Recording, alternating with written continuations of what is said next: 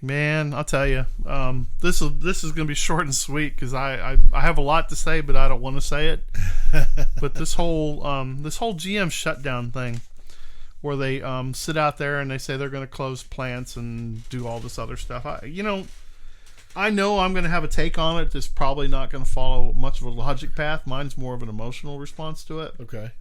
Because I can remember when this whole bailout thing went down. Uh-huh. Where GM needed money from the taxpayers. We needed relief from the government. And when you say money from the government, that's my money. That's your money. That's all of our money. Right. Okay, so they take money to bail out and restructure and fix this company. Millions of dollars. Right. Okay? There's other automobile manufacturers that didn't take bailout that are doing just fine. So when you get a handout from me, if I'm going to loan you money to fix something, I expect you to fix it, not come back to me later and say, "Oh, you know what? I just couldn't make it work, so I'm going to move on." Right. So that's what I feel is going on here. I feel like it's been a bait and switch from the beginning.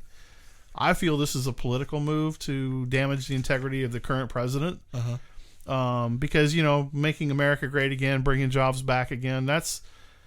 If you're an American citizen, you should be wanting to hear that. You should want jobs. You should want businesses to thrive in this country. But no, we got this going on. And to me, I see it political. Now, you might be able to correct me on some of this, but I see it purely as political. I'm not going to correct you because, I mean, there's also going to be a sort of an emotional response to this as well. But to tangent off what you just said about the... I just lost my train of thought. Well, the whole strategies behind the shutdown and the movement. So because GM is such a large company, right? And you always hear these people talk about, hey, some of these corporations are too large to fail. They are. They're too big. Period. In my book, I'm really tired of these giant corporations. So, because sometimes I like to watch the world burn. I want to know what a company that's too large to fail looks like when you allow it to. Right. Hey, what does that do? And I know that's, hey, it could be a very, catastrophic thing. I don't know. But the thing is probably a lot of mismanagement took place to allow it to get to the point that it That's got. why I don't like big companies. The reason why I don't like these gigantic companies is because the opportunity for mismanagement is basically it's a breeding ground for it. Okay. It's too big to keep your arms wrapped around it. I mean, my big thing right now is the whole pharmaceutical thing where there's a Walgreens and a CVS on every freaking corner. Okay.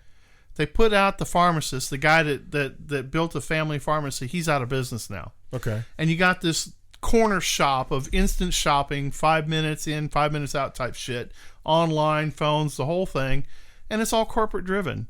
Okay. You would think that your prices would come down, but they don't. They continue to climb.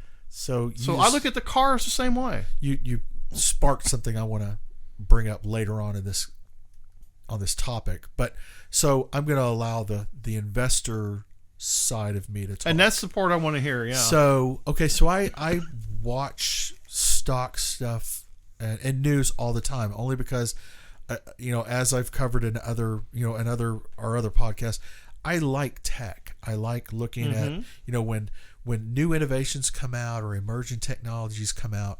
I like to hopefully be on the forefront of that. If it's good science or it's a solid company. So I knew in reading some of these articles, like I'll be up front right now. I do hold NIO stock, the NIO, only because in my research there was convincing enough information for me to buy that stock. It's a good deal, yeah. Just to see where it goes, because Right. I remember when I came back from deployment, and our friend Todd kind of helped me and guided me a little bit on the stock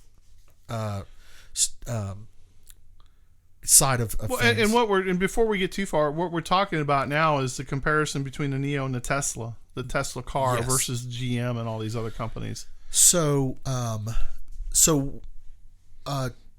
there was enough information for me to buy, to invest in the Neo. Mm-hmm. So when I started reading this recent article that came out about GM shutting down plants and laying off workers, and then when you start going into look at the deep dive, and now I just remember somebody who started me on this rabbit hole was our favorite little twin twinks let's not even mention their names. So anyway, they brought something up about GM and how it's all Trump's fault, yada yada yada. Yeah, I'm sick and tired of that shit too. I mean, okay, here. If you're going to take a company through a transition and a change, do it that way. Right. If you're mismanaging your business, we gave you the get out of jail free card 7, 8, 9, 10 years ago to do this shit. You should have had your house in order. And that and right they should have been doing this stuff back then. And what you just said is that's the part of the story that doesn't make the news. You don't hear how the company possibly might have mismanaged funds or a department or something. Some component doesn't show up, and all you hear about is the government is going to help GM through tax breaks, whatever. Yeah. Well, the way I look at this is, since we as the taxpayers bailed that company out, they owe us a press release from their mouths, not from Instagram, Twitter, and social media.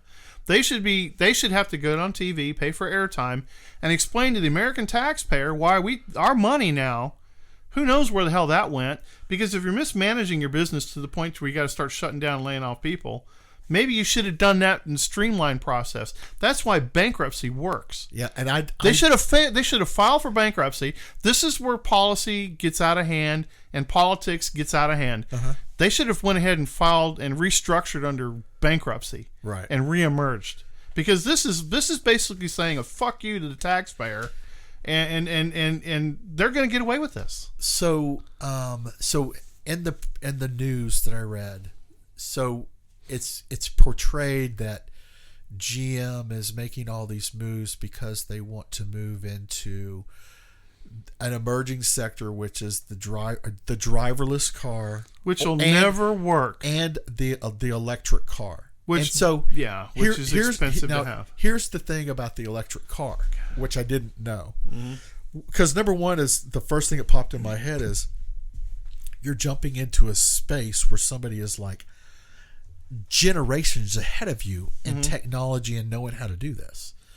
So only to find out that I think back in July, Tesla had hit this benchmark of 200,000 units sold, which was, I guess, in the agreement that Tesla had with the government, that that Tesla would receive government subsidies as they were trying to perfect this electric car technology, yada yada yada. So when they hit that 200,000 unit mark, the subsidies now became a realization that was going to go away. Right. So based on how I understand what I read, is because these subsidies are now, that Tesla is no longer eligible for these subsidies, GM, again, how I interpret this, how I'm reading it, is going to jump into that space and suddenly start receiving government subsidies. More taxpayers' money. And that's exactly where I went to it. Okay, so you're jumping into a space because a program has been created that allows you to jump in there and hold your hand out for more money. This is bullshit. So when the release came out, so I already knew that their stock actually went up the day they made the announcement. And actually, I looked at the entire sector that GM is rolled up with. I guess it's who they compare themselves to, and Neo and Tesla and Ford and all the other companies that are considered automakers showed up there, and they all pretty much went up that day, with the exception of like one or two. But according to the press release, because GM made the move that they did, they were going to free up tooling areas, And because they are closing down the areas, and I think the one or two of the plants are in Ohio, they were going to leave these places vacant. And the idea is to kind of force Tesla's hand to now tool up this abandoned manufacturing facility to basically bring jobs to that area that they're removing. And I understood at least how I'm processing it in my head, as I could be full of shit, but again, no, I know they're using our money though. Yes. See, this is the thing. This is the safety net they shouldn't have. They should be funding this themselves. These decisions should be made upon their fiduciary responsibility to do their business this way. Where does it become incumbent to the taxpayer to pay for these moves? Well, I believe. Well, the thing that I know, I'm going to let you make that point here in a second, but what really has me twisted up here is that so Trump threatens to cut back subsidies. Right. Okay.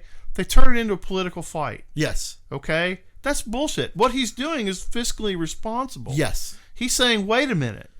Where's the checks and balances on your decisions here?